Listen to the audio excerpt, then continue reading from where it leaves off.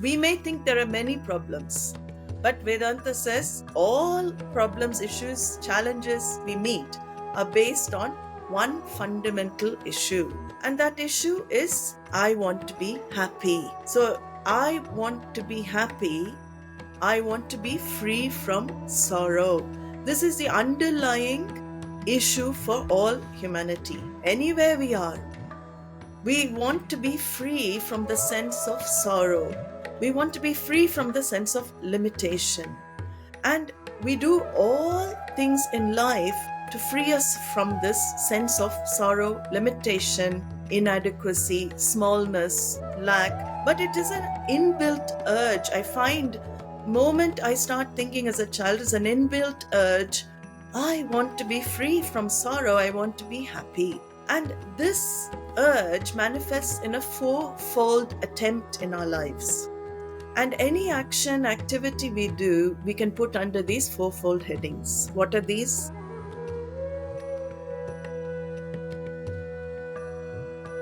Namaskar, Swamini ji. Namaskar. How are you? So nice of you to take the time. Yeah, very happy to be here and to have this conversation with you. As we start, could you just give a brief background of what your own journey has been till now? To put it in a nutshell, because it has been quite many years, we have to compress into a few minutes. But I have been in the spiritual life for many years, from my teenage years. And I had grown up in the West, and my education, schooling, everything was there. But from young, I had a seeking, a desire for learning spiritual wisdom, spiritual truth. So, of course, we don't go to the West to learn spiritual truths. Most of the West come to India. India is the land of spiritual journey and spiritual truth. So, I had been also from a background where my parents, grandparents were already into spiritual pursuit. So, I was exposed to quite a few sadhus and swamis from that time. And I came and I was with my first guru initially, and I lived with him for 12 years. And in that particular ashram, it was mainly service and devotional practices that were recommended for spiritual life. So he asked me to stay. So I was there for many years. And I had learned a lot of life lessons even in that environment. And he had sent me back to UK after a period of around 12 years. There I came across Swami Dayananda Saraswati, who was my current mentor, my guru. Even though he has taken samadhi, his teachings live on with all of his shishyas with us. So my previous guru handed me over to my Vedanta teacher, and I studied a long-term course under Swamiji. After meeting him in UK, ironically, I had not heard of him in India. But when I went back to UK, I literally bumped into him in London, in Bharati Vidya Bhavan. And after hearing his first lecture itself, I knew this is my journey and this is where it has to take me. Vedanta is the culmination of all my practices from my young age. So Swamiji very graciously accepted me on his long-term course in Anekatti in Coimbatore, his ashram near Coimbatore, Gurukula. And he took me under his wings, and there I studied for 3.5 years the Bhagavad Gita, the Prasthanatraya, which includes the Upanishads, 10 principal Upanishads and Brahma Sutra Bhashyam under Swamiji himself. And after that, it has been a journey of, he appointed me as his chief editor in his publications department in Chennai, where I was for around 3 years. And then I returned to UK to begin the teaching of Vedanta, sharing the knowledge that we have gained over many years with seekers of spiritual wisdom. So I hold classes in person and online for anybody who wishes to learn from about this knowledge. So this is in a nutshell my journey and what I'm doing right now.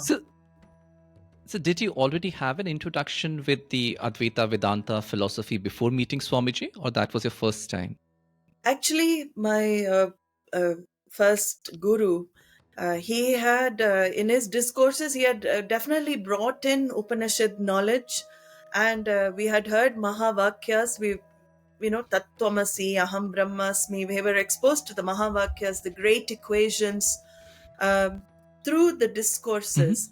But there was no systematic learning there, no systematic teaching, unfoldment of the Upanishad Vakyas or the Bhagavad Gita verses.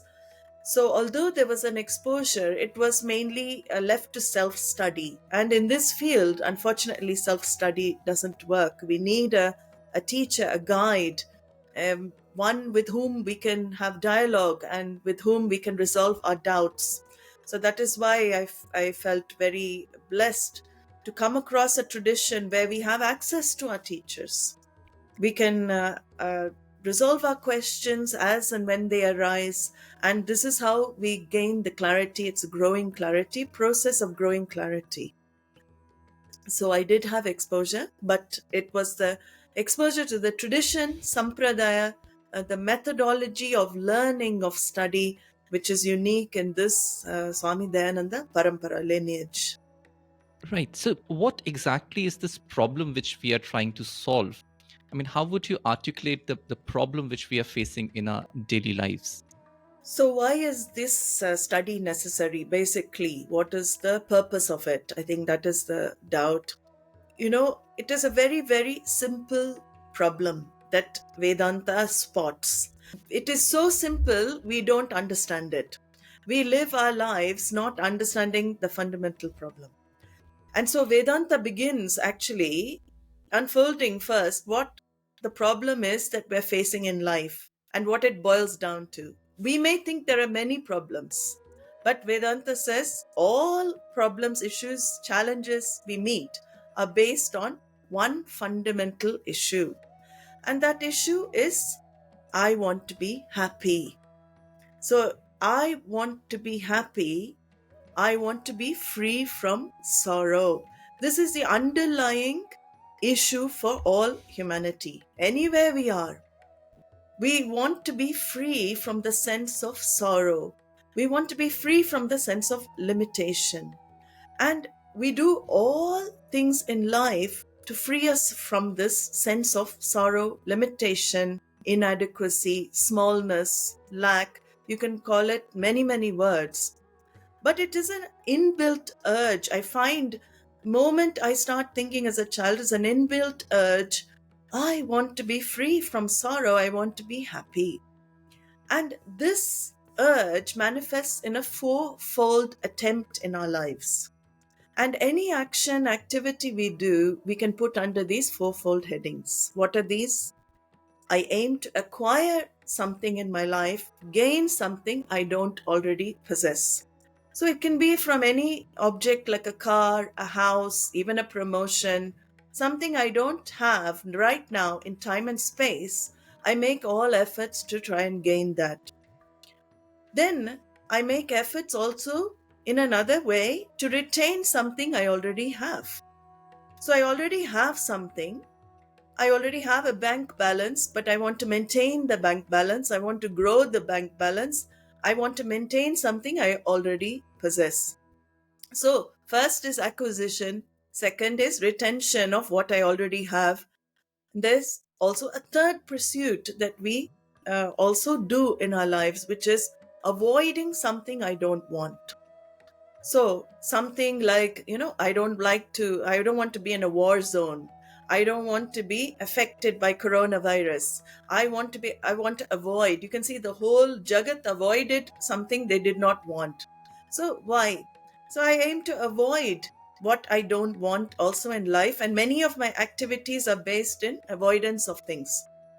And the final pursuit, we say, is that we aim to get rid of something we already have, which is a cause of pain for us. So, simple thing like a headache, some illness, sometimes even our partner, very commonly these days, I have a partner, but I'm not no longer happy with that spouse or that partner. I don't want to divorce. So I already have something, but it's become a source of pain for me. I want to get rid of it. So there is a fourfold attempt, Shastra says, in our lives to manifest this urge to be happy and to be free of sorrow. Acquisition of something away from me, retention of something with me already, avoidance of something which is causing me, which may cause me pain, or getting rid of something I already have, which is a source of pain. And every activity we do under four headings, and this is what Shastra calls samsara. A life of samsara is lived in doing these four things. And we do this constantly. Everything we do will be under this heading. We are spending our whole lives in this pursuit because I'm changing myself. I try and change myself, people in the world, situations in the world, manipulating everything external to feel happy and to feel free from sorrow. So, this is a very important point that Shastra points out. You seek to be complete through a process of change. You are not happy as you are now. So, you feel by becoming something, doing something, gaining something through relationships, partnerships, promotions, career, moving houses, many, many ways we do it. You think in these four attempts in life, you are going to be free of sorrow and you will be happy. And what we find in our life is that it doesn't work. We have been doing it for many, many years throughout our life, and it's not working. It is not giving permanent joy. So, this is the fundamental problem that the scriptures actually point out. And these four attempts are actually put under two broad headings in Bhagavad Gita: Raga and Dvesha, binding likes, binding dislikes. Is there something, inherently wrong in these four pursuits, or what is wrong is in the way we approach these four pursuits? There is nothing wrong in the four pursuits, but it is understanding what I really want. So, as I said, it's the urge to be happy, the urge to be free from sorrow, which is a natural urge. See, we have inbuilt urges which are natural. We cannot avoid them. Like hunger is a natural urge. It is, it is appeased through food. Thirst is a natural urge. It is appeased to drinking water or any other juice. In the same way, to be happy is a natural urge. Unfortunately, for the other urges, we find solutions external to ourselves. So, Bhagavan, as in the creation, we have food and drink to satisfy those urges.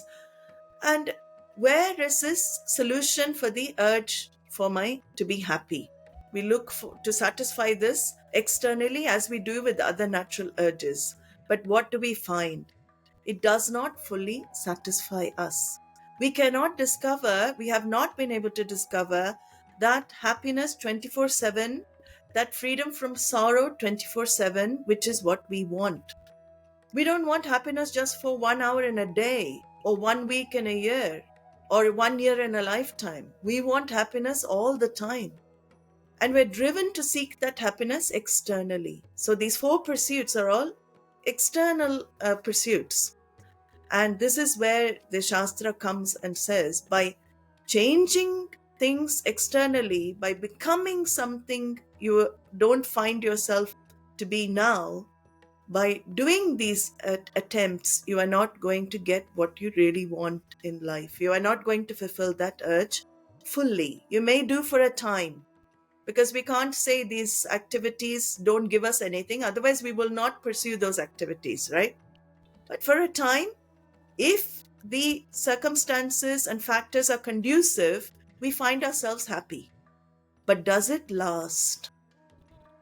That is the question Shastra asks. Right. And you mentioned that these four pursuits can then be divided into two broad headings of Raga and Dvesha. Yeah. Could you lead us through as how different verses of Bhagavad Gita tell us about this problem and the solution? So, raga means wanting things to be the way I want, wanting people to be where I want, and wanting to gain certain things. So raga is intense or binding likes. We distinguish this, we use this word binding to distinguish just ordinary likes. See, likes can be just preferences. I can have a like towards something, but it only becomes binding when my happiness is dependent on it. So when my happiness is dependent on fulfilling that like, then we call it binding. In the same way, dislike also, I dislike something because it doesn't make me happy. I run away from it. So binding likes make me run towards things in life. Binding dislikes make me run away. So, as I said, you go back to the fourfold samsaric pursuit. The gain and retention would be under binding likes. The avoidance and getting rid of will Mm. be under binding dislikes. And these two things will keep me in samsara, will keep my mind disturbed and occupied, and not, have the ability to be with itself, to discover ultimately itself, the self as the source of all joy, the self as the source of all satisfaction. So the whole idea with Bhagavad Gita, it is called moksha shastra. Moksha means freedom from all sense of limitation, inadequacy, which is what we really want. Through all the pursuits, the urge to be happy, free from sorrow, is what we want. So moksha is the word used for that. It is not after death or anything like that. Liberation from the cycle of birth and death, we don't really know that. Freedom here and now is what we talk about. So Bhagavad Gita is a moksha shastra. It gives you the knowledge to discover yourself as the source of the happiness you seek. So, in that search for happiness externally, you discover that the external has never given you what you really want. And Bhagavad Gita teaching come into the picture to show that this raga, fulfilling raga, dvesha constantly in life will keep you in the external world and keep you in that pursuit constantly, all the pressures and the stresses also which are associated with the external pursuits will have to be your lot in life until one discovers, my God, I don't need to do anything to be happy. Maybe I don't need to change anything to be happy. Maybe I can find moments of happiness just to be myself. And we all have had these moments when we look at a beautiful sunset, when we are listening to just music and we're absorbed with ourselves, when we laugh at a joke and we forget all our problems for the moment. I discover moksha in moments in my life. And this is what we love. When the seeker and the sought are fused into one, we love that. And that is called moksha. We've had glimpses of it, and that is what we're after constantly in life. Unfortunately, we are trying to find it in places where it is not fully available. And this is where Gita says, you have it with you. That is what Krishna tells Arjuna. The Gita Shastra is a scripture to remove the universal disease of samsara, not just limited to India. It is not limited to Bharat. It is universal disease for all. He makes Arjuna see what the fundamental issue is. First chapter, Arjuna, he's like Krishna becomes super therapist. Arjuna is explaining all his issues, what he's feeling. And in that first chapter itself, we can discern the problem Arjuna has, which is intense raga and dvesha, which is intense like or attachment to his kith and kin. That is what triggers his nervous breakdown. He is very attached, he can't fight. And that type of attachment ultimately will lead to shoka, which is sorrow. So Arjuna finds himself growing into a sorrowful person. He can't come out of it.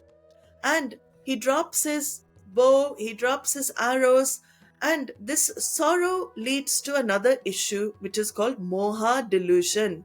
If you look at the verses of the first chapter and a few of the verses of the second, we see Arjuna cannot think properly at all. His clarity of mind has gone for a toss. He's not able to make a clear decision. And the only way out in the helplessness Arjuna finds himself is in the beginning of the second chapter, where he tells Krishna, I don't know what to do anymore. I am so confused about dharma. What is the right thing to do as opposed to what is not correct to do? And he says, please accept me as your shishya, as your disciple. I don't have any other recourse. Only you can help me. Please teach me this way out of sorrow. So this is the Bhagavad Gita. In fact, Bhagavad Gita, there's a saying which says, Gita Sugita Kartavya Kim Anyaihi Shastrehi Vistarehi. If you study the Gita well, what is the use of studying other texts? That means that Gita knowledge, those 700 verses of pure wisdom, are enough to live your life fully, and also for discovering the ultimate truth of the self, which is the only way you can find release from all sorrow and the gain of limitlessness, which is your swarupa, your nature. So, this is what Bhagavad Gita teaches humanity, not just Arjuna.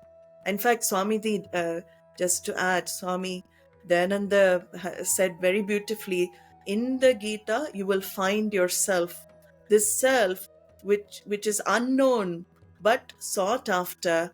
That's the self that is strangely missed and searched for, the self that you love to be, that self you are, you discover in Bhagavad Gita. There are many, many verses in the Gita, and this does not do the whole text justice, but we are taking a few that may help explain this problem and the solution and what the Gita has to offer for modern now, relevant for our current times, which is very important because the study is not academic. It is not something that happened 5,000 years ago alone, and we're looking at something in history. The Gita is very, very relevant, especially in this modern day and age of, all the stress and strains that we have. So the first verse I have chosen is from the second chapter, a very beautiful verse, 14th verse of second chapter. Bhagavan says, Matra sparshastu kaunteya shitoshna sukha dukkadaha agamapayino nityaha tan stitikshasva bharata. So he says, when you come into contact when your sense organs come into contact with this external world, it will give rise to pairs of opposites. So whether on the physical level, here he uses example of heat and cold. So heat and cold, shita, ushna, is actually, it stands for all pairs of opposites that you will have to face on the physical level. Okay, heat or cold. Then he gives pairs of opposites on the emotional, on the mental level as well. He says sukha and dukkha. So these exposure to these external worlds, pairs of opposites, will naturally give rise to experience of pain or pleasure in us. That is everybody's experience. Suppose it's very hot now, summer is coming in India, March, June, that type, extreme heat will start happening. Then this unpleasant, people may want to have some place where it's cool. And so it does give rise, some people may experience unhappiness because of the heat as well. So it does give this sukha and dukkha as well in the mind. And he says, here he gives a solution in the verse, but first let us see the issue. How do I don't have to worry about the one side of the coin, because usually we don't mind the sukha, we don't mind having pleasureful or pleasant experiences in life. Nobody complains about pleasant. Here he is also including pleasant, because both pairs of opposites, if I am attached to one, I will reject the other. So the whole idea is to become relatively equal to both. So how do I handle, the question is, how do I handle the unpleasant things in life? More than the pleasant, which you can deal with. How do I handle with the unpleasant? How do I deal with that which is constantly changing, never permanent? Can I control the changes in life? Is it under my control? When a Greek philosopher said the only constant in life is change, actually. And we find in the moments of happiness, suddenly it changes to a sorrowful moment, unpleasant moment. So whole life is, we're tossed between two things: happiness, sorrow, heat, cold. These pairs of opposites is what we call living. But here he gives us the knowledge here. We cannot blame the pairs of opposites for our unhappiness. What we have to face outside is already Ishvara Shrishti. It is given to us by Ishvara, an order. Whatever you want to call that order, we don't have particular names for it. We have in Sanskrit, but anything you can call it. But it is what I have to face. Swami Dayananda used to say, what is Ishvara. What I have to face is Ishvara. And that I cannot decide because it is the way it is. I can't keep complaining about the pairs of opposites. The world is built that way. But how do I deal with the pairs of opposites? I have to live with these opposites. I cannot escape from the opposites. How do I face when the unpleasant situations come up? So here is where Krishna gives the solution in this verse itself. This is our problem in life, our inability to handle one side of the coin. So that sorrow. So how do we handle it? So first of all, he says, you recognize that whole life is a time bound existence. Everything has the nature of coming and going, coming and going. So when you're in a happy moment, know that it is going to go one time. This is a fact. It is nothing lasts forever. It is going to go. It's going to go one time. Similarly, if you're in an unhappy moment, unpleasant time, it is also going to vanish at some point or other. So whole life is about meetings and partings, meetings and partings. Nothing ever is solid and always there. So the arrival and departure, like in the airport, you see people when you're observing at the and when you go to departures, there's a lot of tears of sorrow. But when you go to the arrivals, there's a lot of tears of joy. You see people, it's very good airports to see this, differences. People crying out of happiness, crying out of sadness as well. So this is where he says, agama apayanaha. Everything in life has a nature of coming and going. It is anityaha. Everything is impermanent. It is transient, ephemeral, not constant. It is a fact of life. And what does he tell Krishna? What does he tell Arjuna? He says, Tan stitikshasva. Endure the pairs of opposites. It is like an endurance, a game of endurance. You tolerate the pairs of opposites, accept and then tolerate. Because understand, I don't call the shots in life. All the shots I do not call. And by understanding this fact, then I don't resist it. The problem in life is that we resist facts. The fact is a fact. The definition of fact is that which cannot be changed, right? A fact is that which cannot be changed. Now, by resisting that which cannot be changed, Bhagavan says, look, who is the cause for sorrow? Not the pairs of opposites. It is your own reaction to them. So Gita helps us change our reactions to actions. We can take action, but we don't react. Reaction is an incapacity to accept a fact. So this assimilation, first verse is talking about assimilating the fact and learning to put up with unpleasant situations. In fact, there are many, many more things I can talk about. This verse, I could give one whole class for. It is that important. But we have a few more to, discuss. Adi Shankaracharya adds, as a spiritual aspirant, he adds a couple more qualifications, not just tolerating, not just enduring. He says, without complaint, cheerfully endure. Chinta vilapa rahitam, he says in Viveka Chudamani. Not this why me thinking. You should think, why not me? Good. This challenge is there to test me. This challenge, like a jet, a flight, a plane, to test its flight worthiness. It is put through so many endurance tests. Ice blocks are put into the jet engine, chickens, it is put extreme winds, extreme heat, extreme cold, everything, and then only it's ready, flight worthy to take off. The same way, human being put through many challenges, so spiritually we become resilient and we become strong. And as a spiritual aspirant, that is what Gita training is for. So chinta, without inside internal worry, and that how to avoid internal worry, Bhagavan tells later in the Gita. He gives a way of life to discover that. And also vilaparahitam, without constantly complaining, grumbling all the time about things. So this is the first verse which explains. Swamiji, before we move on to the next verse, there is the word here, titiksha, which Yeah, also comes across as one of the qualifications for the seeker. Could you correct. just spend a couple more minutes on this word, because it seems to be extremely important in whatever we do in our, even in our daily lives? Correct.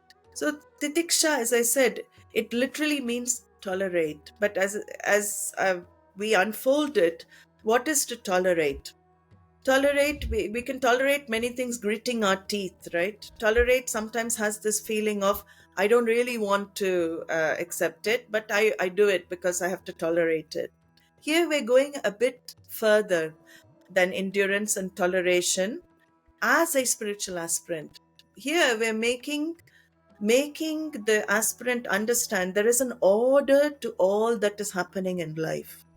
See, that is why Ishvara becomes very important, the acceptance of the order that is Ishvara. Ishvara is pervading this whole universe in the form of various orders: physical order, biological order, chemical order. Even science cannot refute Ishvara. Science is not contradictory to our understanding, Vedic unfoldment of Ishvara. So once I understand that there is a reason for things to be the way they are, it is not under my control, it is a happening. Situations are given to me. Given means there is a giver. So the acceptance of the giver comes into the picture when I talk about titiksha. Then it takes another dimension. It doesn't just become tolerance, it becomes an acceptance. Acceptance grows from tolerance. And in spiritual life, acceptance is needed for growth, because I don't resist facts. Facts are what are manifesting in front of me in the order of Ishvara. I don't internalize the external situation. We can see that as titiksha as well. The internalization of external is what disturbs my mind. When I learn to be objective, which is again Bhagavad Gita verses are to teach us objectivity. Bhagavan talks a lot about it. Rather than internalize and become very subjective, I, mine, all of this. Subjectivity is my own stuff. When I learn to look at things objectively, like this is the way things are, and this is this is the action I have to take in this situation. It is not that I become fatalist and just take everything. I can act, definitely. I have power. I have been given the gift of free will. So tolerating doesn't mean sitting and just accepting. If I can make a change, I make a change. But if I cannot change the situation, then I accept it's a fact and I don't resist it. This is called titiksha. And I think which is coming to add it from Adi Shankaracharya, Vilaparahitam, that becomes much more important, because you can endure with having a feeling, oh, I can't do anything, it's Correct. all a lost case, or you can endure with an acceptance. Correct. In fact, he brings in another word there, apratikara purvakam.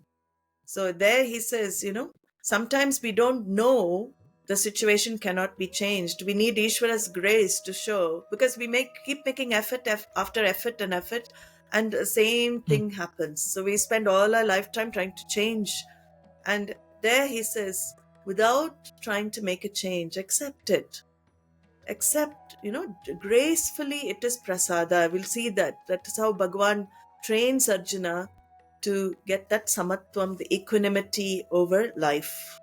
So there's another few verses, couple of verses I picked in the second chapter, 62 and 63. I'll just chant them and then we'll go over them. Dhyayato vishayan pumsaha sangasteshu pajayate sangat sanjayate kamaha kamat krodho bijayate krodhat bhavati sammohaha sammohat smriti vibramaha smriti bramshat buddhinashaha buddhinashat pranashyati. So this verse is also dealing with how we deal in the external world and the issues that we face as a consequence of our developing these attachments to the external objects and people in the world.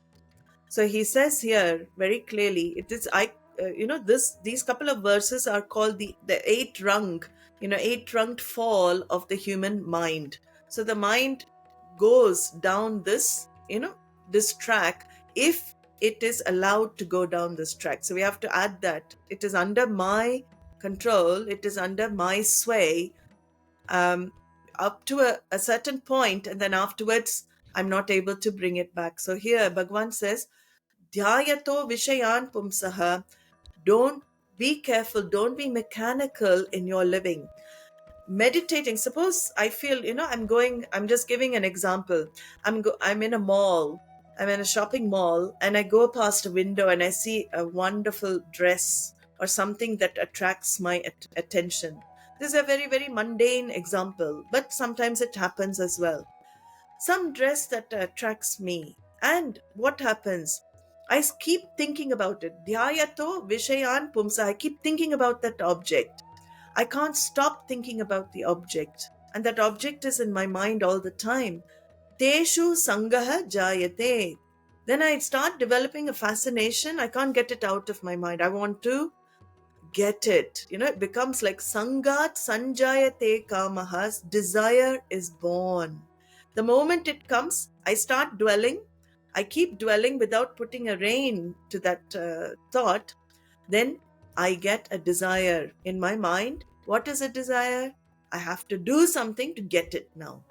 I have to do something to get it. And it's not binding. As long as I, leave it at this point, when I'm not bothered whether I get it or not, then I'm fine. Then desire doesn't cease to rule over me. I'm still in charge of desire. But what sometimes it could be the experience of people that the desire is overwhelming and I cannot fulfill it. When I don't fulfill the desire, when I'm not able to get what I want, Bhagavan says, Kamat krodho bijayate. Anger is a natural consequence of unfulfilled desires. So actually, anger, suppressed desire, manifests in a human being in the form of anger. Sometimes we don't know why we're angry. That's what Shastra says. It is suppressed desire. It is not external situation, person that makes us angry. It is our own anger that comes out triggered by external. So kamat krodho bijayate. If the desire is fulfilled, then I'm fine at this level. But here Bhagavan says, most of the time it may not be fulfilled, right? For many. Then what happens? Then any obstacle that comes in the form of my fulfilling my desire becomes a source of anger for me. An unneutralized anger, he says, krodhat bhavati sammohaha.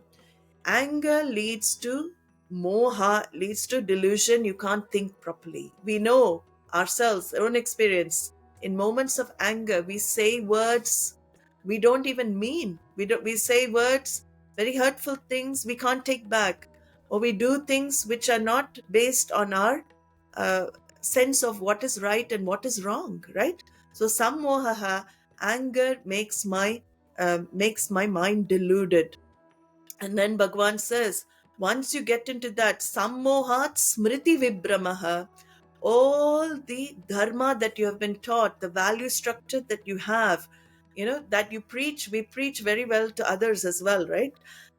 Many times it is very easy to talk about the values and all of this, but to follow ourselves, we get lost. So now when anger is it's a happening and it takes me over, I forget all my value structure, smriti vibramaha, my memory capacity is gone for a toss as well.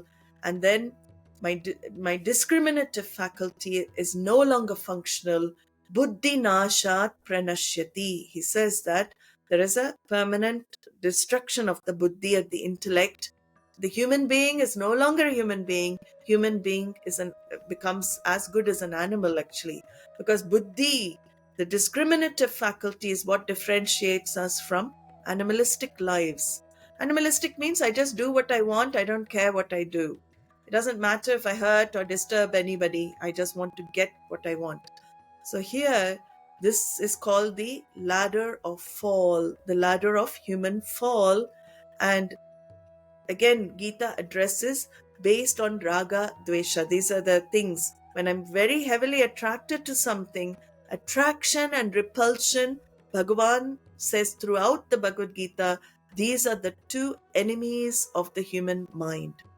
The attraction, intense attraction and repulsion, is what disturbs us and keeps us away from our true nature in our life. So this is a couple of verses to address the issues that we face in life, Gita gives. Then another one I have chosen, I think 5th chapter, 22.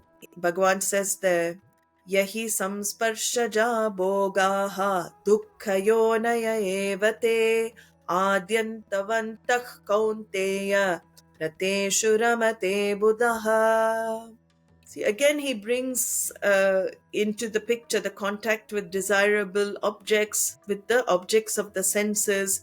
And here he's asking the seeker, Arjuna, and all seekers to see the limitations of these objects, see the limitations of fulfilling these desires.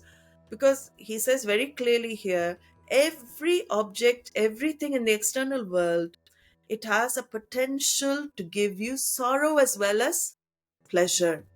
It has pleasure and pain inbuilt in it, which is very interesting because we think, when something is a source of pleasure for me, whether a relationship, it can be an object, it can be a situation, source of pleasure, the same thing that is a source of pleasure can turn into a source of pain. He says, look at that. Yahi samsparshaja bhogaha, when it is born of the sense contact, anything, because everything has adi and it has an anta. It has a beginning and it will definitely have an end.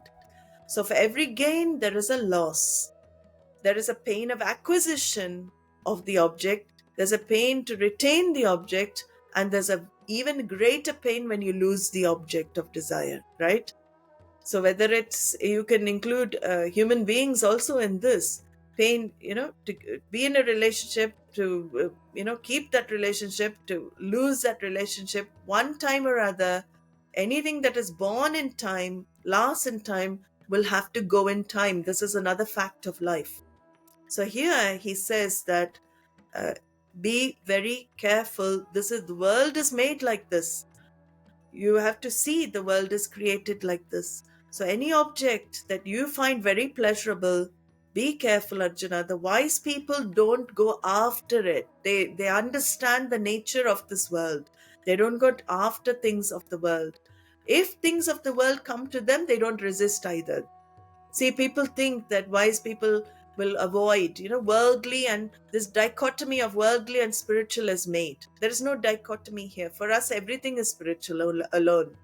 It is only our vision shift. There's no material and spiritual here. But we think the names and forms in the world will give us permanent joy that we want, but they don't. So Bhagavan is again reiterating, don't disturb yourself by going after again and again. So you have to see all these limitations.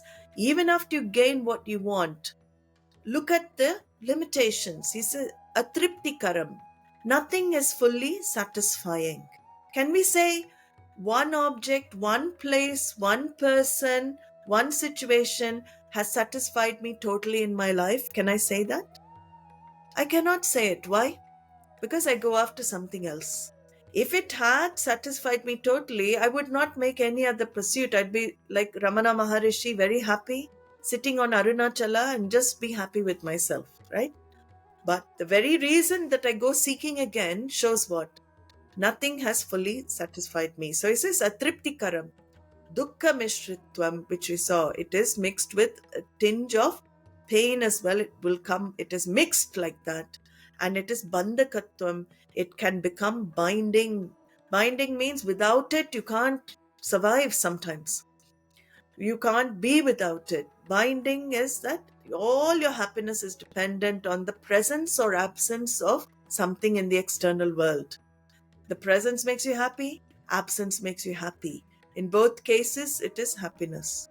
There's a nice saying, some people leave happiness wherever they go. Some people leave happiness whenever they go. So there's with the change of words there, you can see that the presence of someone can make me happy, absence of someone also can make me happy. But he says these are the limitations of the external world. My happiness is constantly dependent on situations externally to myself. When I'm in that, I'm trapped. So these are the main issues that we have to face in life that Gita highlights, some of the verses. Right. And as you mentioned, so there is often a chance of confusing what you're saying as avoidance. So what you mentioned, that wise men also don't avoid, and in fact, Arjuna's first reaction to the war was, I don't want anything, let me just go off. And that is where this all started, because there is no avoidance here, even in the first four pursuits which you mentioned. Acquisition and avoidance are part of those pursuits, and none Correct. of them will satisfy us, as you said. Correct. So, Correct. Swaminishi, then this is the problem set. What is the solution then? First of all, Bhagavan says many things he brings in the earlier chapters, the Karma Yoga lifestyle that is needed, and also the need of Ishvara, understanding there is an order to this life, order to the things happening, order even in my own thinking, in the way I am. So I picked a few verses. I think this is, the shifting of the mindset, right? What shifts do I need to make? So, first of all, Bhagavan says that in the sixth chapter, here I've taken a verse in the sixth chapter, 35th verse, he says, Shri Bhagavan Uvacha Asamshayam Mahabaho Mano Durnigraham Chalam Abhyasena tu Kaunteya Vairagyena cha Grihyate. So, how do we link this issues with this verse? So, then Arjuna also he himself asked, Bhagwan is giving a response to Arjuna in this verse. Mind is so turbulent. It is very difficult to control, oh Krishna. It is like the wind, harnessing the wind, it's so tough. How can we control the wind? Mind is like that. So, to that, Bhagwan gives this response because going back to what we've discussed previously, with all this dwelling on these sense objects, of being aware of the limitations, all of this requires a great strength of mind to rein in the mind when it needs to be reined in, right? So that is why Arjuna also has the doubt, how is it possible? Is it possible? He's even asking, is there a possibility of doing it? Because he says very clearly, for me it seems impossible. And many people, I would feel the majority of humanity will also say this. It is impossible. Sometimes we feel, thoughts come. I'm not even in control of what thought comes next moment. Suddenly, one thought comes, suddenly it goes. What I follow, I don't know. There's so many things happening in the mind. It's, like that. But Krishna gives a very beautiful answer here to Arjuna. This mind is the main issue. It is as we said from the first verse that I'd handled. It is our reactions to life which is the main problem for us, how I react to life. So Bhagavan says here, I understand, Arjuna. That is the beauty of it. He validates the thinking of everyone. I understand the mind is difficult to control. He begins like that. The mind is difficult to master. It is agitated. I understand this is the nature of the mind. But he also says it is not impossible. In the second line in this verse, it is not impossible. There is a way to manage your mind and to live a full and happy life, to bring the mind as, your slave. You're not a slave to the mind. The mind is a slave to you. So he says, through practice, two very key words, abhyasena, abhyasena tu kaunteya, vairagyena cha grihyate. Bring it under your sway through constant practice. You can become a mastermind. Master the mind, you can become a mastermind. Through practice. What are these practices? Many practices available for us, like mindfulness, being alert over my thoughts, being alert to what I'm doing in my life. We live very, very mechanical existence. It is constant. Thought comes, I act. I don't even think. Is there a space between myself and the action? Many times there's not. So here, the abhyasa is in which way it is to bring in the practice, alertness, mindfulness, all of this. And we'll see further other things, that shifts that need to happen, that come. But this having this objectivity in life. So this mindfulness, the mind should be of support to me in whatever I do. If I want to focus it in one direction, I should be able to do that. But we find we're not able to direct our mind to where we want it to go. It goes in its own way. So the emotional aspect of my thinking takes over sometimes the rational aspect. This is a constant battle. Someone very beautifully said, the greatest battle I have in life is between what I think and what I feel. What I know and what I feel. What I know and what I feel. So I know one thing, but I feel something else. So, even in Western, in the cartoons, you see this depiction as, the angel and the devil. You'll see this constant fighting in the mind. I know something, but I feel something else. So here, this abhyasa comes in many ways. It is understanding my emotional needs, understanding my emotions, not being too tough on myself. I do have a past. Everybody has a past. Understanding I am who I am today because of a past.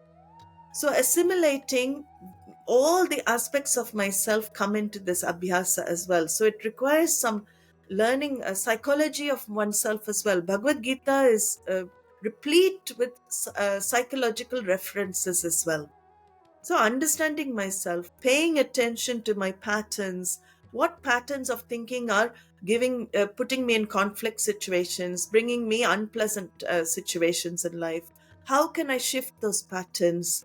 What do I learn? Many techniques are given. So the first thing, through this practice, abhyasa, I learned to become compassionate to myself. Compassion towards others can never come unless I'm compassionate to myself. So through all the practices I do, sometimes why I'm saying it is that in spiritual practices, people become self-floggers, Oh, I should have this quality, I don't. Sometimes spiritual life can give you more complexes than you came with. You come into spiritual life to get rid of complexes. Unfortunately, when we study more, we see the qualifications necessary, all the qualities that are in the text necessary, adhikaritvam for knowledge, then we become, again, self-floggers, self-flagellation. We want to, I'm not able to meet that ideal. I cannot have that quality. I don't have the tiksha. I don't have this.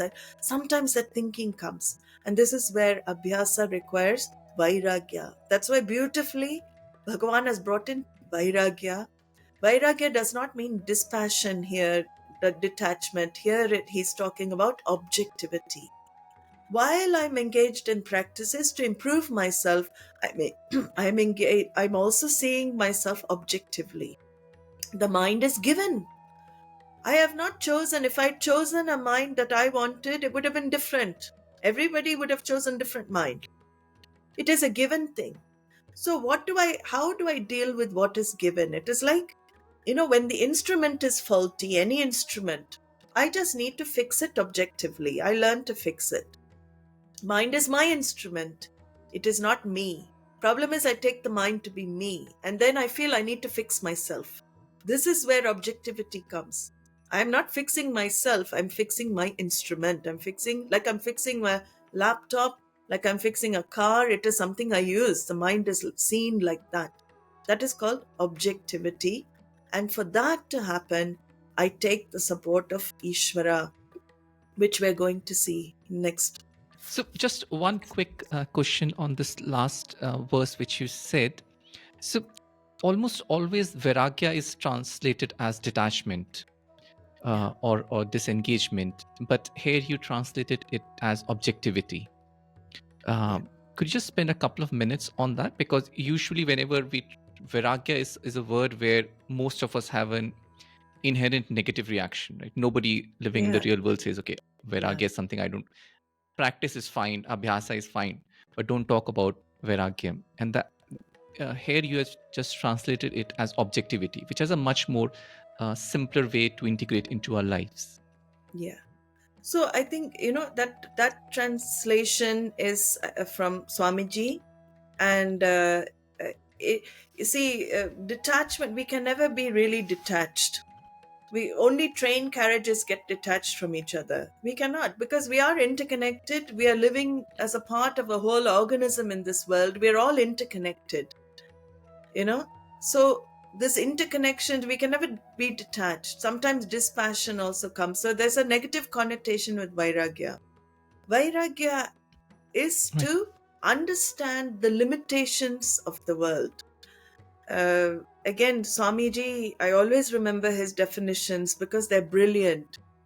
He said vairagya is seeing the absence of connection between what I want and what I'm doing. See, it takes a lot of Mm. understanding to dwell on that. Seeing the absence of connection between what I want and what I'm doing. So it is nothing forced. What does that mean? To elaborate further, what I want is limitlessness. And we have seen this moksha. I want freedom from all sense of sorrow. I want freedom from sense of inadequacy, sense of limitation. Now, what am I doing to gain that? I am going after limited ends. So we saw in the fourfold samsaric pursuit, everything comes under limited ends. The acquisition, retention, avoidance, or getting rid of all limited ends. And I want limitless. Now, when I see the absence of connection, limited cannot give limitlessness. It is not logical. Seeing the absence of connection, what happens to my mind? I gain dispassion towards the limited. See how Vairagya works? I automatically, through Mm. understanding, I gain dispassion towards limited. It is not a forced removal from the limited. I can be with the limited, but I understand the limitation of the limited. And I know that I Right. can never achieve limitlessness through limited means. That is why, through a process of becoming, through a process of change, I will never discover what I really want in my life. So, Vairagya is a natural process.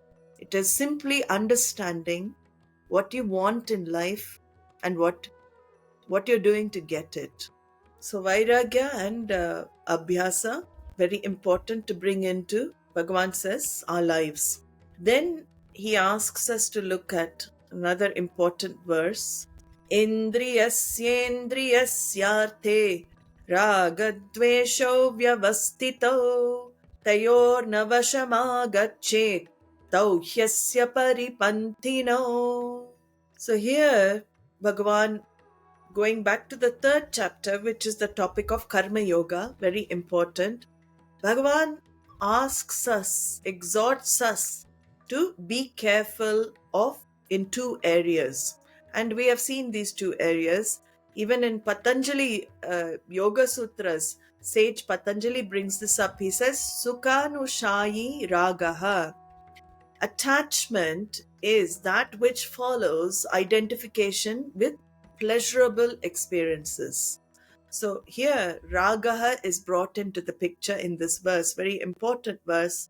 And also, in Patanjali defines the opposite of Raga, Dvesha, Dukhanushayi Dveshaha. Dvesha or aversion is that which follows identification with a painful experience, with painful experiences. So Raga and Dvesha, as I said, are the culprits of destroying our mental peace in life. And this is a very, very important verse for this reason. Both keep me in constant desiring, in constant activity in life. So Bhagavan says here, don't come under their sway. Tayor navasham agachet, because they're your enemies. He is saying, don't come under their sway, which means be alert to your thinking. Whenever you feel a strong attachment towards something, you try and nip it in the bud.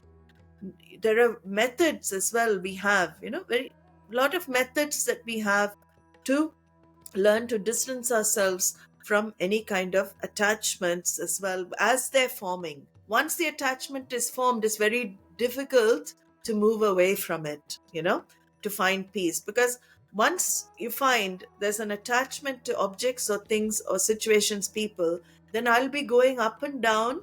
My happiness will be going up and down with what is happening with to the object of attachment, right? So my happiness, that is called dependency. I become emotionally dependent.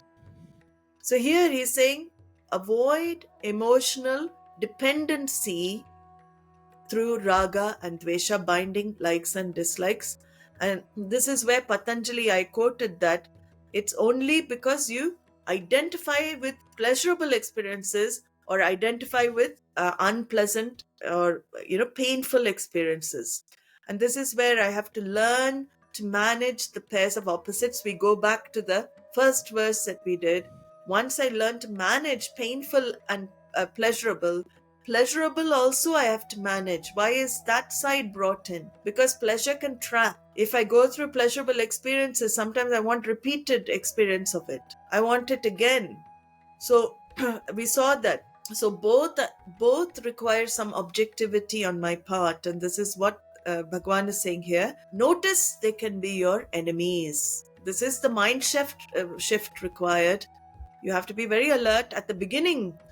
When there's aversion developing, be aware of your aversion in your mind. Be aware of the attachment developing in your mind. Because the very awareness can reduce it.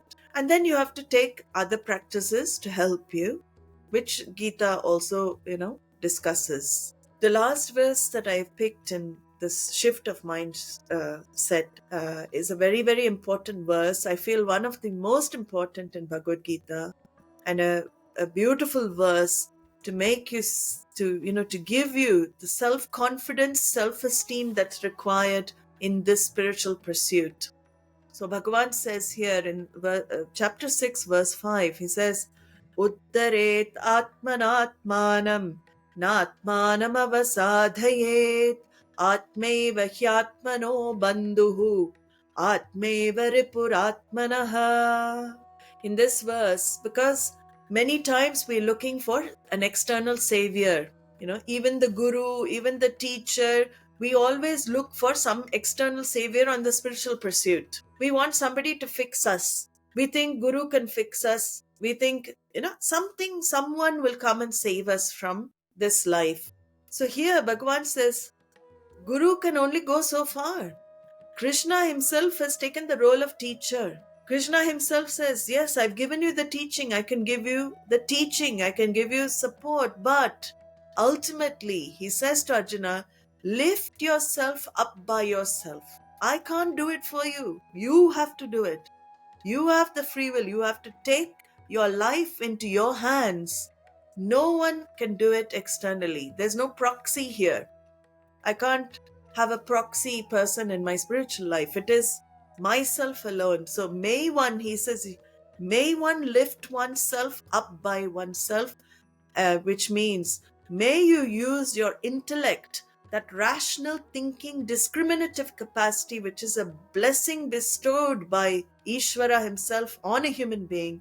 May you use it to manage that manaha aspect, that constantly fluctuating thoughts, constantly changing fancies, desires, all of that. May you use that higher thinking capacity to combat this type of this lower thinking capacity. So that is what he means here by Atmana, Atman. So you lift yourself up by yourself. And in the process, he brings in also a very important thing in this verse. Atmanam avasadayet. Don't do it through rejecting yourself. Relatively, don't reject yourself. We want absolute self-acceptance. That is what another way of explaining moksha, absolute self-acceptance, where nothing can, you don't need any external validation to make you feel whole and full. Absolute self-acceptance cannot come by relatively rejecting yourself. So, Atmanam avasadayet means don't relatively reject yourself, even if you see some flaws, some faults. Be gentle with yourself. Don't reject yourself. Don't destroy yourself. Very important verse to understand. Again, when I work on myself, I do it gently, like I'm taking care of a baby. The mind is like a baby. When I lift, I don't reject aspects of myself, however ugly they may be. Everybody has various aspects, but I accept all the dark sides of myself as well, of my mind, and I learn to manage with them. And then he says, Atmeva hyatmano bandhu. Who is our friend in life? We may say, I have many friends, or I may have a few good friends. Here, Bhagwan says, your real friend in life is you, yourself. There is no other friend. You are your real friend in life. Yourself, you are your real friend. Or, he says, Atmeva Ripuratmanaha, you can choose to be your own enemy as well. There's no enemy external. You are your own friend, you are your own enemy. So it's what you make of yourself or what you make of your mind. So this is such a beautiful verse, such an important verse in spiritual life, because it shows that you are the responsible. John Milton said, he wrote Paradise Lost. He said, the mind is its own place and in itself can make a heaven out of hell and a hell out of heaven. So in the same way, you are a friend to yourself. You are an enemy to yourself as well. So in this verse, what is Bhagavan saying? It is very important to develop self-confidence in spiritual life. Self-confidence means you're your own friend. Once you're confident in yourself, you have a level of a self-esteem. You need that relatively even for spiritual life. Self-confidence, self-esteem, self-effort is the key to lifting yourself up out of this ocean of samsaric life. You believe, so you're very, very clear what you want in your life. And what is that way?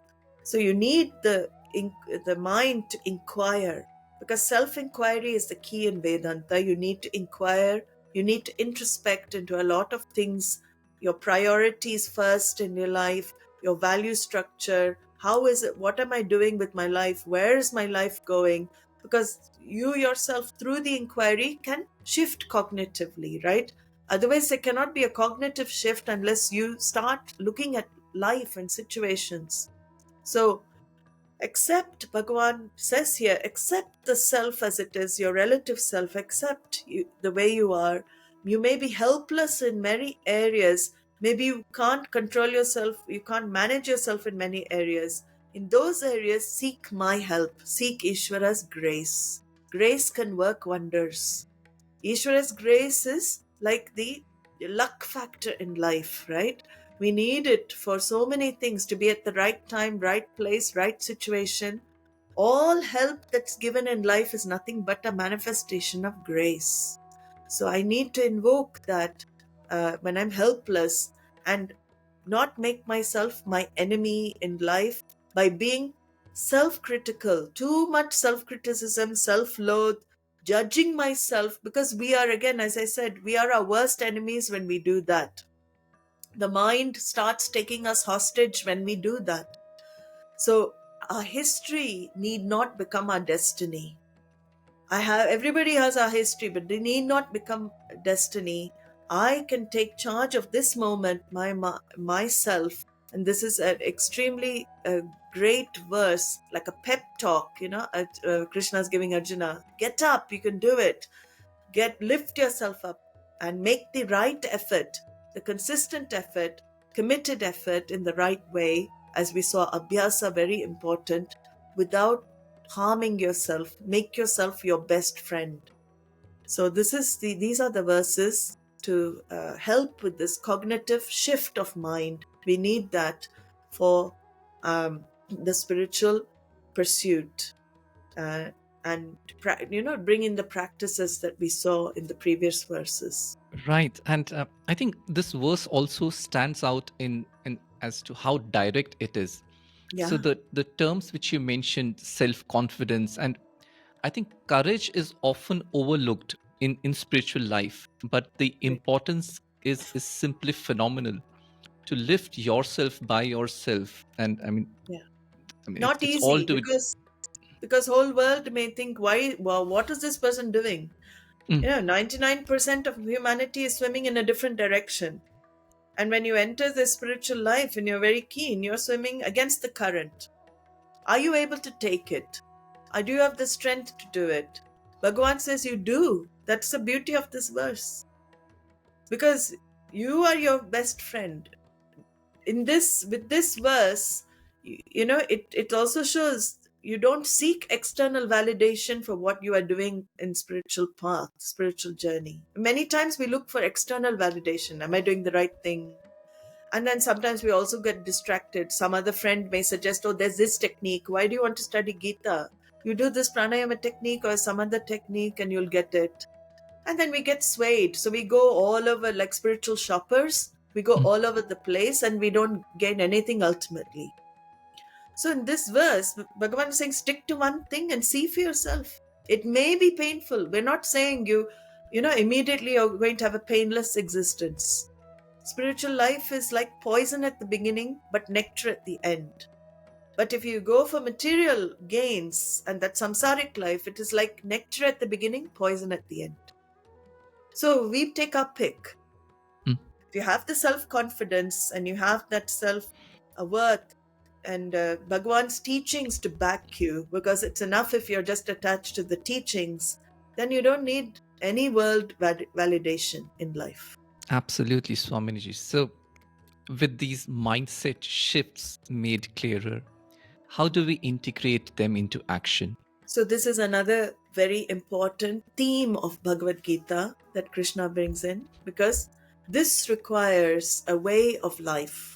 It is not just the vision of life that is talked about in the Gita, the vision of the truth that is talked about. He also talks about a way of life in order to achieve the vision of the one, of the truth of yourself. So, he brings in the topic of karma yoga. So we'll see what this is. There is one verse, especially, that it encapsulates Karma Yoga in a nutshell. So I've picked that verse, which is from the third chapter, 30th verse. Mai sarvani karmani sannyasyatyatma chetasa nirashir nirmamo bhutva yudhyasva vigatajvaraha. So, Karma Yoga, what does it mean? Before I begin to explain this verse, Karma Yoga has twofold component. Karma here, you see, karma has depending on context, it has different meanings. When we say it's your karma, we're talking about it is the results of action. We say, oh, it's a karma. But here, karma is talking about action, activity. So, karma yoga. See, karma we all do. Everyone is doing karma for results. We don't do karmas for any other reason. What makes us do action in life? It We want a certain result to happen. That's why I take action. Prayojanam anudishya mandopi na pravartate. Even a fool will not choose to act if there's no result there, if there's no goal, right? So action in life is done because the result is looked for. So here, karma is this. Everybody who is doing karma is looking for some specific result. Now, in this compound in Sanskrit, there is a yoga added to the karma. This is the key here. It is not merely doing activities for results that Bhagavan talks about in the Gita. Here, that yoga brings in what then? Karma's activity, but yoga brings in attitude. Activity plus correct attitude equals spiritual success. So here that yoga becomes very important in the compound. The correct attitude is what? And that's where we have to bring in the concept of Ishvara. Ishvara is a matter of understanding for us. It is not a matter for belief. You can call God, Lord, anything, but matter of understanding. Understanding, when you understand Ishvara, you understand that it or he is in the form of two specific laws. There are many laws that govern the universe, but there are two specific unseen laws that govern all our lives. And this is unfolded in, again, the Veda. So, Veda, if you take as a means of knowledge, that's another topic. If you take it as a means of knowledge, the Veda explains there is a law of karma, which is cause and effect. You do a particular action, you will get a particular result. And in those results, you have a seen result and you have an unseen result. So Veda talks about the unseen. Seen means that we are aware of it. Unseen is based on what? So unseen results accrue to you when you do your action along the marker of action, which is called dharma. So there are two laws here, karma and dharma, that go hand in hand, that are intertwined. What is the marker for my choice, undertaking an activity? What is the marker? So in Vedanta, we say the marker for our decisions to do action in life is dharma. Dharma, broadly, I'm saying again, that is also going to take some time to explain, but dharma is living an ethical life. Ethics, universal ethics, become the marker for me to take actions in life. So, universal ethics mean things, the golden rule is brought in here. What I wish to be done to me by others, others also wish for the same, for me to do that to them, right? It's called the golden rule. Do unto others as you wish to be done by. And it's based on ahimsa, non-injury, non-violence, non-hurtfulness. To the extent possible, a karma yogi, a person who takes to this path of karma yoga, the attitude is, I live a life of least disturbance and least hurtfulness in pursuit of my activities and my desire fulfillment in life. So karma yoga comes into the picture here. Mai sarvani karmani. Bhagavan says, how do you divinize your activities in life in order to discover moksha? Because now I'm giving you a way. Giving you a way of purifying those raga dveshas in your mind, reducing that frenzy of I want this to happen, I don't want this to happen, I want this to happen, I don't want this to happen, that disturbs the mind. I'm telling you, offer your actions to me. Offer your actions to the order of karma and dharma, to Ishvara. Mai sarvani karmani. He says, renounce all the actions into me. And this is where the extra component of yoga comes in. Otherwise, we just do karma for results. Here, I am more concerned about the means of activity rather than the goal. The means become very important, more important than achieving the goal I want, right? So the outcome is still there, but the means become the main focus because I am interested in spiritual reward. Material reward is a side product, but my interest as a karma yogi becomes spiritual success. So for a person interested in spiritual success, then that person living a life of karma yoga is able to neutralize the ragas and dveshas in the mind by offering everything to the total, which is Ishvara, living in harmony with Ishvara, because I need antahkarana shuddhi, very important word in Vedanta, chitta shuddhi, purity of mind, in order to, to follow the Shravanam, Mananam, Nididhyasanam required in Vedanta for moksha discovery. So spiritual success, is the main goal as a karma yogi. And spiritual success means very simply the ability to be with myself and be happy. That's it. Ability to be with myself without any external sources and be happy. So, my sarvani karmani, Bhagavan says, surrender your actions unto me, and you don't see anything as unpleasant in life. Whatever you have to do it as an offering to me. Do it as an offering to Ishvara. Play your roles in life, whatever role, mother, father, employee, employer, so many roles we have in life. Play them 100% to the best of your ability. So basically, work becomes worship.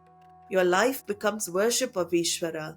And how do you do it? Adhyatma chetasa sannyasya. Do it with a discriminative intellect, he says.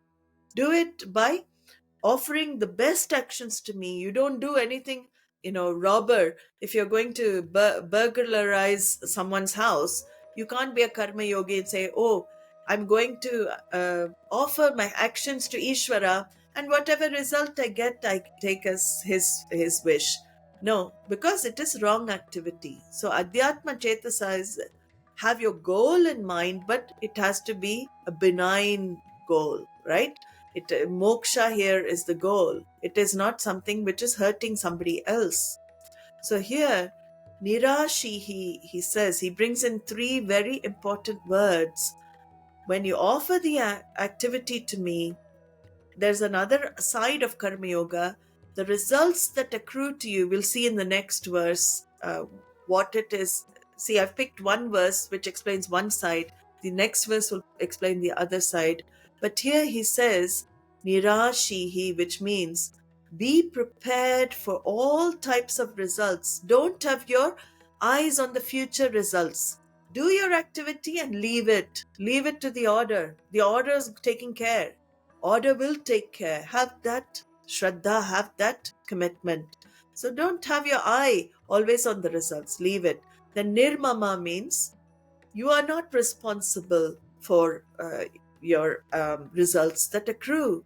Nirmama means you are not responsible for your successes or failures, because what is coming to you is from a, another supreme intelligence. It is not your doing, which he says in the other verse I've picked. He said very clearly, it is karma paladata Ishvara, the giver of the results of action.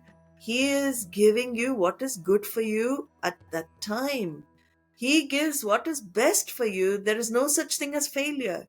You judge yourself on the results, but you have no right to do so. Bhagavan will say in the next verse, you have no right, because you are not responsible for the results. So act. Don't worry about the future, what is going to happen. Don't have anxiety towards it. Nirashihi, nirmama. Don't claim the results and judge yourself success or failure. And vigata jwaraha, which means without fever, literally without fever. Don't be so desperate for things to go your way. Don't have that sense of desperation, because you can even become, you can destroy your health, you can destroy mental and physical health. Have that lack of jwara, that desperation, because it is not in your hands anyway, Arjuna. And with that, he says, Yudhyasva, fight. Of course, in the context of Mahabharata, he's telling Arjuna, fight. But in the context of all of humanity, he's saying, act, face your challenge in life. Don't run away from challenges. Yudhyasva means we're all fighting battles in our life. Maybe minor or major, but everybody has some kind of battle we have to face, the challenge. Don't run away from your battles in life. Face them. Face them with these three words. And without anxiety for future, without claiming the results as mine, success or failure, and without getting sick, mentally sick, too much wanting things to go your own way. Then the next verse, next couple of verses, he says, Karmanyevadikaraste ma phaleshu kadachana ma karma phalaheturbuhu ma te sangostva karmani yogastah kuru karmani sangam tyaktva dhananjaya siddhya siddhyo samo bhutva samatvam yoga uchyate. I'm going back a chapter now, but very famous verses, 47 and 48 of second chapter. Very famously oft quoted verse. Karmanyeva adhikaraste. Here is where he brings in the other aspect of karma yoga, how you do your activity. So how you take the results. So how you do your activity was in the third chapter, Mai Sarvani. How do you take the results then? How do you become nirashihi? How do you develop nirmama? How do you become a vigata jwaraha, without that fever? He says here, you have authorship only over action. You have choice only over action. You can choose to do, you can choose not to do, you can choose to do it differently. So only choice comes in action. But he says, never the results thereof. So here is where he brings in the other side of Karma Yoga. The results, he says, are in my hands. In this verse, he is subtly implying this result is in my hands, it is not in your hands. Ma karma phala hetur buhu. Don't think you are the cause for the results of action. You are not the author of the results of action. So this is very important. Why? Because we think, I do this action, I am getting the result as a result of my activity. Here, Bhagavan has disconnected that connection we have made. He is saying, you have authorship only over action. What comes to you, it may not even tie with the activity you're doing now. That is the amazing thing. That's why some things that happen to us in life, I think how I was doing this activity, I was so dharmic, I was always living ethically, but why are bad things happening to me all the time? These verses can explain what is happening to me may not be a consequence of what I'm doing right now. It could be past karma. And who chooses what happens to me at any given time? Bhagavan says, I do. Not you. You have no, you're not the cause. I choose what manifests for you in your life at a place, at a time. So this is very important because this is the other component, to take life as prasada. Whatever is being unfolding for you, it is from the altar of Ishvara. As I go to a temple and when the priest gives me prasada in my hand, even if I don't like that particular prasada he gives me, do I throw it back at him? Do I give it back to the priest and say, I don't want this, please give me something else? No. I say, I humbly put it to my eyes and I swallow it because it is from the altar of Ishvara. Bhagavan says, bring that attitude into your daily living also. It is from the altar. It is from Ishvara's order. Whatever is happening to you, take it. However unpleasant it is, understand that it is good for you. Have that feeling. So, bhakti is also involved in a karma yoga lifestyle. A devotional stance helps with living this life. Because when you understand Ishvara's in charge, then you will have that reverential acceptance of results that come. So this is very important, this verse. And then then you may, if you get the thought that, oh, then if everything is karma and it is from Bhagwan's hands, why should I do anything? That thought may come in a human mind, right? I'll just accept the results. It's all from his hand. Bhagavan says, no, ma te sangos to karmani. Let your attachment not be to inaction. Don't just sit and be inactive in life. Knowing this fact, you still act in life. Keep acting, because this is the only way to purify your mind. Prepare yourself The only way to purify the mind, to prepare for moksha is an antakarana shuddhi, is to live your life in this way. So if you give up all activity, you're giving up your chance to purify the antakarana. So he says, don't be given to inaction. Continue to act in life, leaving, offering the action to me, leaving the results to me, accepting the results as and when they come, doing what is to be done. And the next verse he says, uh, stay steadfast in this yoga. It means what? Not just for 1 week, not just for a year. It is a lifelong commitment. This karma yoga, many many years. And when you do this, live this life, what happens? You will naturally, the clamoring for siddhya siddhyo, in success or failure, you will remain relatively the same. It will naturally come because you see failures as from the altar of Ishvara. You see success as well, altar of Ishvara. And you know that whatever is happening is as per his order. And once you start developing this lifestyle, this attitude, then the mind becomes calmer and calmer and calmer. It is ready for self inquiry, for self knowledge. That evenness, he says, is called samatvam. That is the product of living a life of karma yoga. The mind becomes prepared for atmajnanam, self knowledge.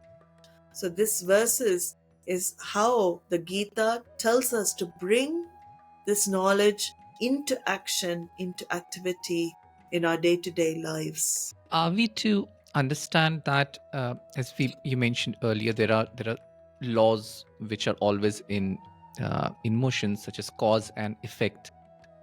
So causes will always have effects. When that effect materializes or is seen, is not unto us. That is something which we have to leave to Ishvara.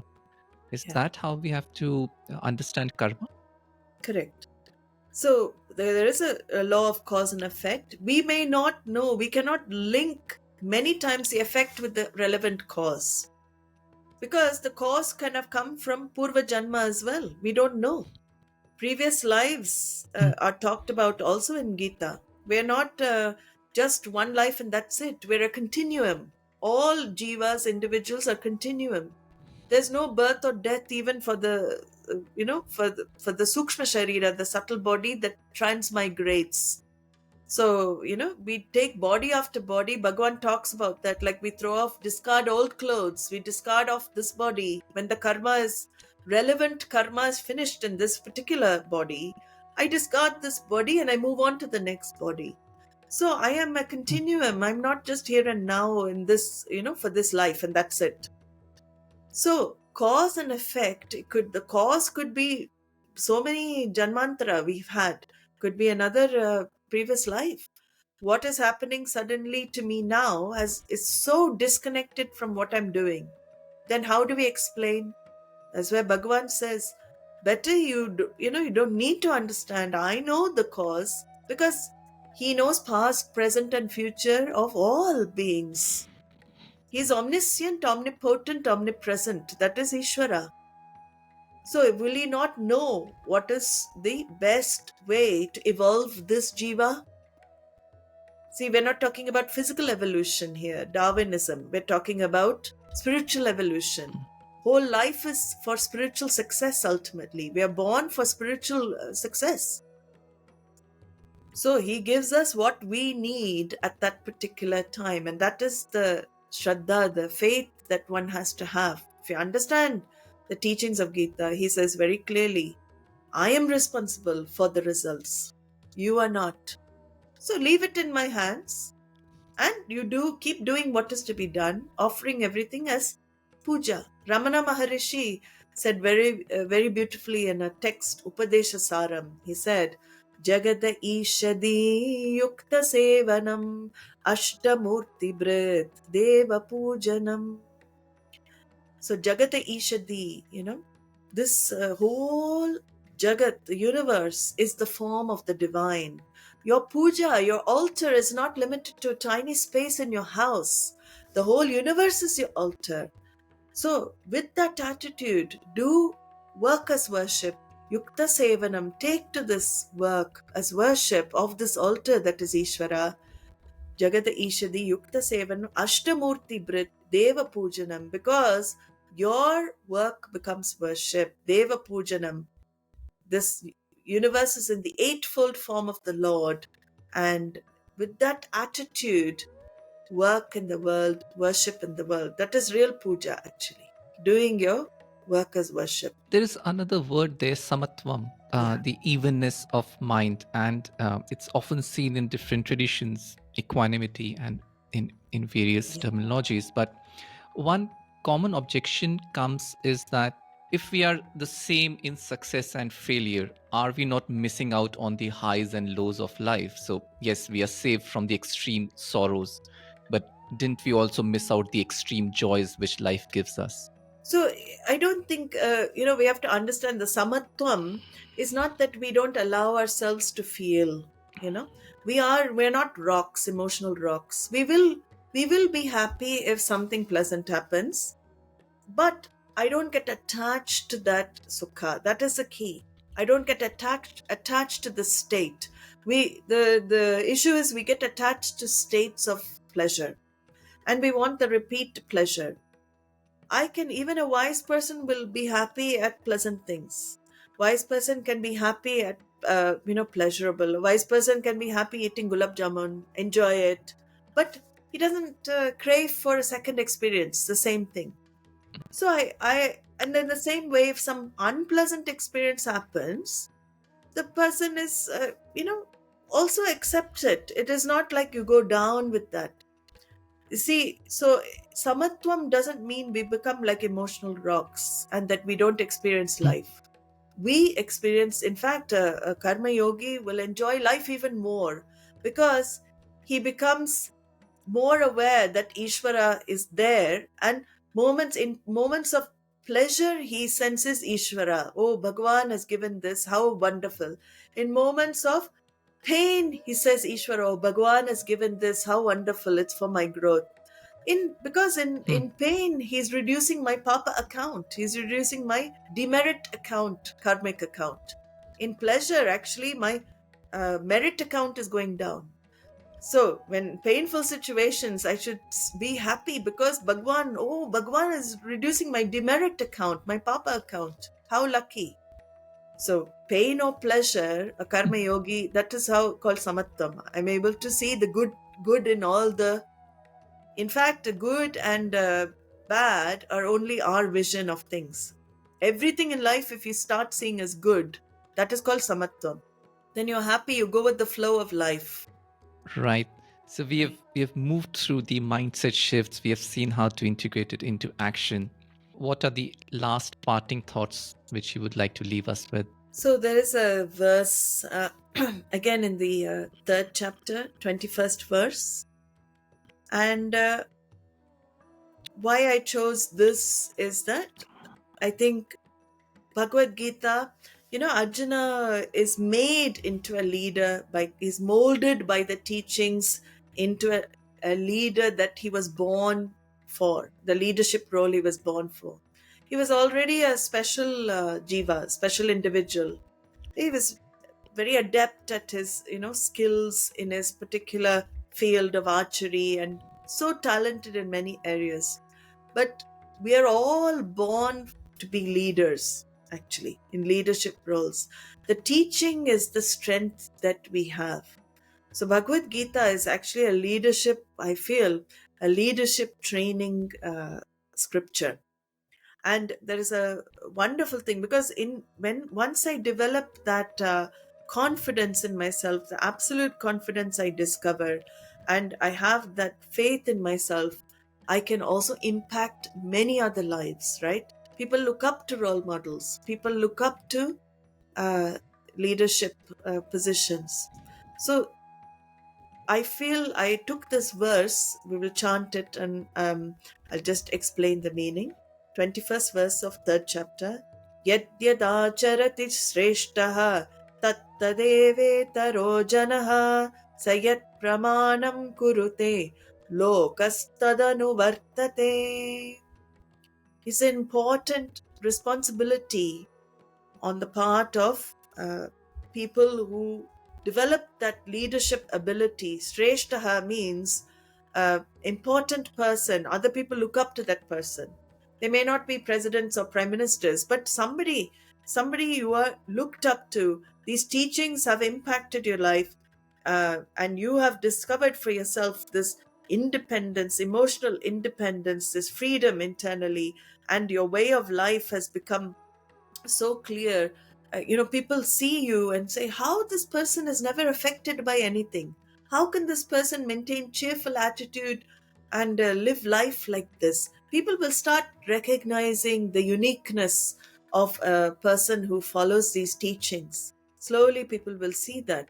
So here, Sreshtaha yat yat acharati, Bhagavan says, whatever this person does, tattadeva acharati itara janaha, other people will also start doing the same thing. So you have a responsibility, in society with these teachings to also share to others. That is how the teaching survives, how the teaching is transmitted. We can make a difference to other people's lives, but first, Bhagwan says, you practice what you preach. Of course, we're not a preaching tradition, we're teaching, it's different. But you have to become the role model, walk the talk. There is a saying in English, simple living, high thinking is the whole Gita teaching as well. So after having taken these teachings up, I practice the teachings, see the result for myself, and I also take up the role to share this knowledge with others. That is important also, because that helps you when you share. First of all, it's a plus plus situation. You help yourself through sharing, and you are also impacting others' lives as well. So if your destiny puts you in a place where you can impact other people, then it is our duty to help guide them on the path of real happiness. How to discover real happiness for oneself, and how, saha yet pramanam kurute means that your life becomes a message for others. The way you live becomes a message for everybody else. So this verse became, I wanted to leave with this verse, because people don't only listen to words all the time. Don't do this, do this, do that.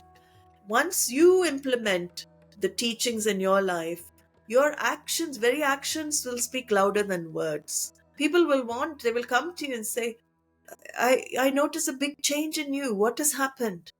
You used to be very reactive, but I find you're very calm. You're able to take situations in your stride.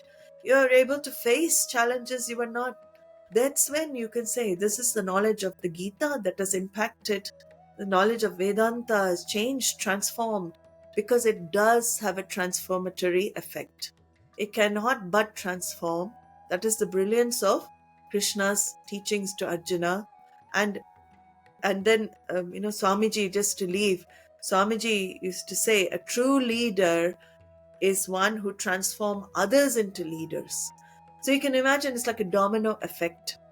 You discover your own strength and your own capacity. You can transmit that to others and make their lives better. I mean, even if one is not a president or prime minister, I think everybody is looked at by other people, even in a small household. Correct. He or she might be impacting maybe one person or two-person, but the effect in action probably goes much further than simply speaking words. Swamiji, it's been really wonderful, and thank you so much for taking so much. I mean, taking out the time in your day. Gone We quite, went over time, but it was, yeah, yeah, it was really really wonderful the way you guided us. And I think these 11 verses, as you said, right? We have 700 verses, but just getting started with these, just getting an idea of the landscape. This is the problem set. This is how we can solve it, and if we can even implement or understand, really understand even one or two of these verses, I think the change has to happen, as you said. yeah. As I Uh, said, the it's study of 700 verses, uh, if one keeps that in mind, and just this one text can really transform a human being. and finally also help with the self-knowledge, the spiritual success that we are all looking for ultimately. But first, we need to spend life, in the way of life has to be followed before that can be pursued. Right. Thank you again, Swamiji. A lot of Thank you. gratitude and a lot of thanks to you. Thank you Been a so much pleasure, to you. and I hope people benefit from teachings of Gita. My prayers to Bhagwan to transform the world through these great teachings of his. Hari Om.